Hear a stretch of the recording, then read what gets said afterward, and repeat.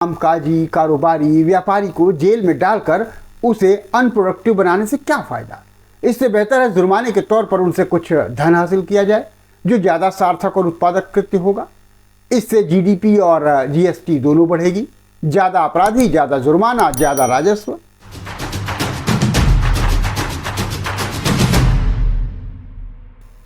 सबका साथ सबका विकास में अपराधी भी अछूते न रहें, इसलिए सरकार कानूनों में ऐसे संशोधन लेकर के आई है कि अब अपराधी मामूली अपराधों में जेल नहीं जाएंगे, वह जुर्माना भर करके अपने काम को बदस्तूर जारी रखते हुए अपने पुराने काम में और विकास के पथ पर आसानी से आगे बढ़ते रह सकते हैं। विकास की मुख्यधारा में वे शामिल होकर के नहा धो सकते हैं। बस कभी कभार सरकार को अपना आर्थिक योगदान बतौर पेनाल्टी अदा करना होगा।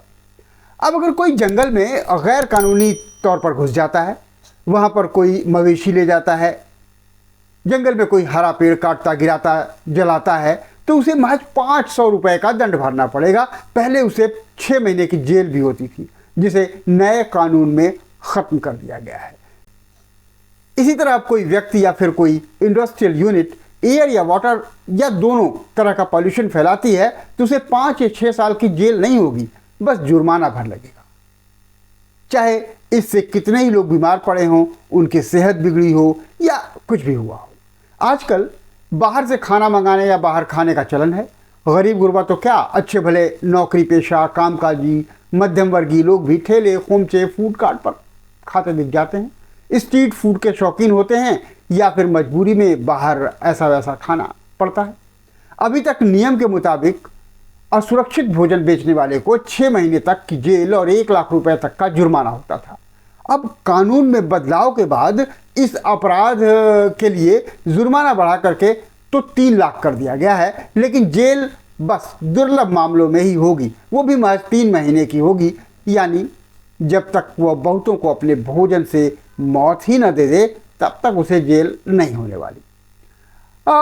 चिट्ठी बांटने वाला आपकी डाक खोल करके पढ़ लेता है। कोई व्यक्ति या समूह भ्रामक आपत्तिजनक जानकारी भेजता है।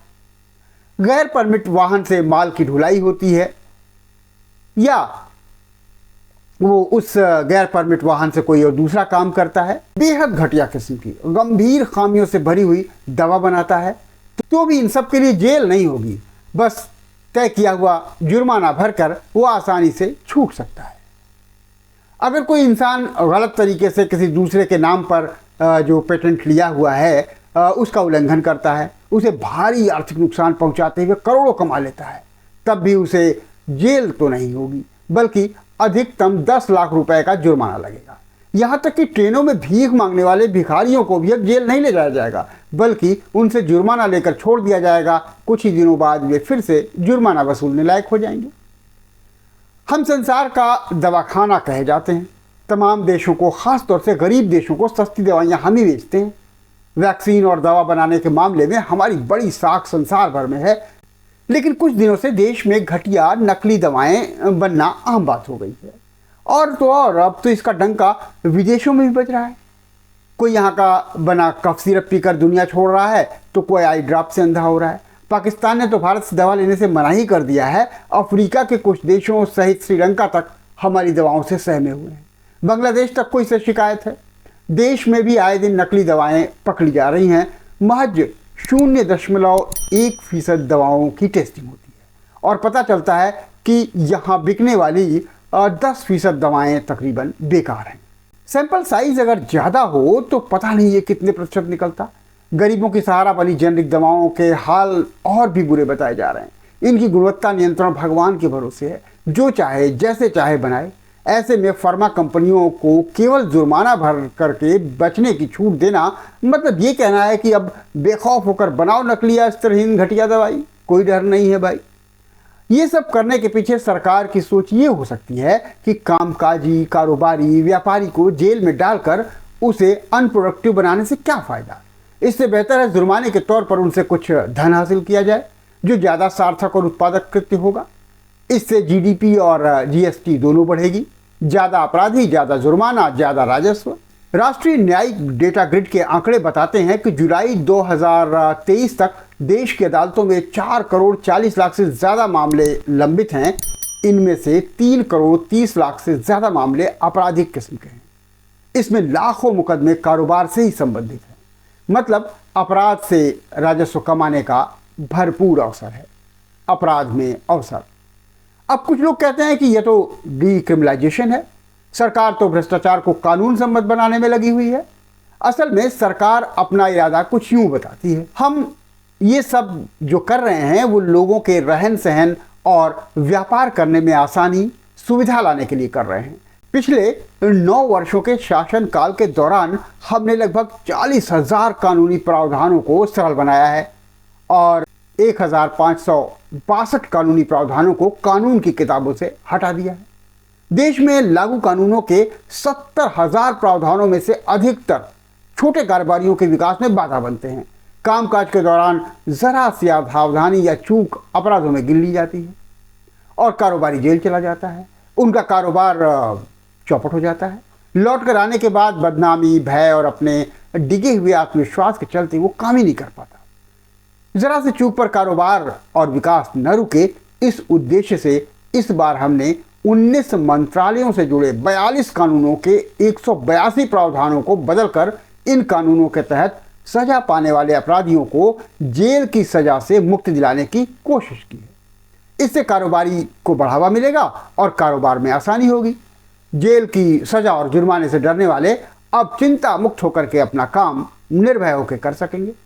हो सकता है कि ये जो बदलाव हुए हैं उससे अदालतों में जो लंबित मुकदमे हैं उनकी संख्या शायद अब आगे ना बढ़े, क्योंकि जुर्माना देकर के छुटकारा हो जाएगा तो मुकदमे लंबे नहीं चलेंगे। अदालतों में लटके पड़े लाखों मुकदमों का निपटारा आसानी से हो जाएगा। आगे से अदालतें बेवजह के कागज पत्र कार्रवाइयों के बोझ से दबेंगी नहीं और न छोटे स्तर पर भ्रष्टाचार पनपेगा, बल्कि कोर्ट के कामकाज में फुर्ती आएगी। ये फायदा तो शायद देखा जा सकता है इससे, लेकिन डर इस बात का है कि यह छूट बार बार अपराध करने को प्रेरित करेगी। जुर्माना उन्हें उसी अपराध को दोहराने से न तो नैतिक तौर पर बाध्य करता है, न ही सामाजिक और व्यवस्थागत तौर पर उन्हें रोकता है। भले ही मुकदमों की संख्या घट जाए, जुर्माने के बतौर राजस्व बढ़ जाए, पर बेशक अपराध और भ्रष्टाचार भी उसी अनुपात में बढ़ेगा और ये समाज और स्वस्थ कारोबार के लिए उचित नहीं होगा। जेल जाने से किसी भ्रष्ट कारोबारी के एक से अधिक काम प्रभावित होते थे, पर अब वह जुर्माना भरने के बाद निश्चिंत होकर के भ्रष्ट तौर तरीके अपना सकता है। अपराधियों के जेल जाने का भय जुर्माना भरने से कहीं ज़्यादा होता है। बहुत से अपराधी जुर्माना भरना सामान्य और शान की बात समझते हैं। करोड़ों का अपराध और लाखों का जुर्माना, उन्हें ये बात रास आने वाली है। अपराधों को अपराध की श्रेणी से बाहर करने वाला ये तरीका कारोबारी जगत के इकोसिस्टम को और भ्रष्ट बना सकता है। ये प्रावधान कारोबारियों में भाव भरेंगे कि अपराध के आरोप का क्या है। ज़्यादा से ज़्यादा पेनल्टी होगी, जिसको मुनाफे में से हमने पहले ही अलग निकाल करके रखा हुआ है। जिन विश्वास एक्ट के प्रावधान बताते हैं कि अपराध पर कड़ा नियंत्रण संभव न हो, तो कानून को ही इतना ढीला कर दो कि कृत्य अपराध की श्रेणी से बाहर हो जाए, या फिर दंड विधान में ऐसा बदलाव कर दें कि अपराध की गंभीरता ही समाप्त हो जाए। भारत में कारोबार सुगमता में सुधार की आवश्यकता से इनकार नहीं किया जा सकता, पर यह बात भ्रष्टाचार को बढ़ावा देने की बजाय सरकारी नीति नियमों, टैक्सेशन सिस्टम में सुधार ला करके आसानी से हो सकता है। तो इस बार द एडिटर में यहीं तक। अगली बार मिलेंगे किसी और नए मसले या मुद्दों के साथ। संजय श्रीवास्तव को इजाजत दीजिए। नमस्कार, धन्यवाद।